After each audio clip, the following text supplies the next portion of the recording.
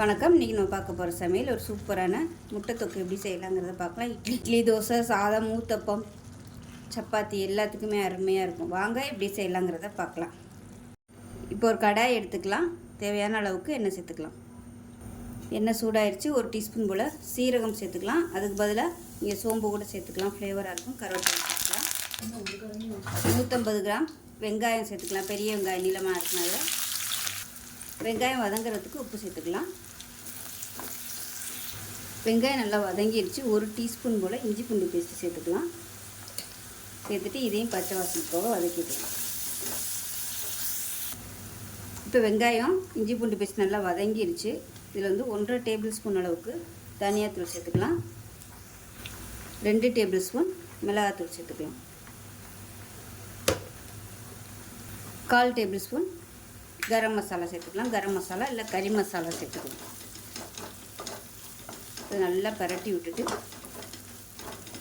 தக்காளி சேர்த்துக்கலாம். வெங்காயத்தை விட 2 மடங்கு இருக்கணும் தக்காளி. இதை சேர்த்துக்கலாம். 200 கிராம் எடுத்திங்கன்னா 400 கிராம் தக்காளி சேர்க்கணும். இது நல்லா மசிஞ்சு வரட்டும். 1/4 டீஸ்பூன் மஞ்சள்தூள் சேர்த்துக்கலாம்.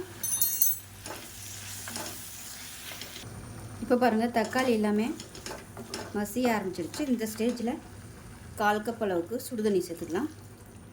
தண்ணி சேர்த்தோம்னா தான் தக்காளி இன்னும் நல்லா அப்படியே குழஞ்சி தொக்காட்டம் வரும். மீடியமான ஃப்ளேமில் கொதிக்கட்டும். இப்போ பாருங்கள், தொக்கு சூப்பராக ரெடி ஆயிடுச்சு. இதில் ஒரு 5 முட்டையை வேக விட்டு 2ஆக கீறிட்டு எடுத்து வச்சுருக்கேன். அதை சேர்த்துக்கலாம்.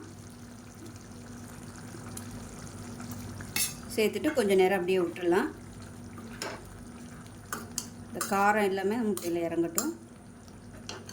இப்போ மேலாப்பில் கொத்தமல்லி சேர்த்துட்டு 1 நிமிஷத்துக்கு அப்படியே மூடி வச்சிடலாம்.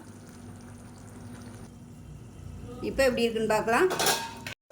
இப்போ நமக்கு கமகமன் மணக்க முட்டை தொக்கு ரெடி ஆயிடுச்சு. சாதத்துலேயும் போட்டு பசஞ்சு சாப்பிடலாம். சப்பாத்திக்கு இந்த வெங்காய மசாலாவோட தொட்டு சாப்பிட்றதுக்கு சூப்பராக இருக்கும்.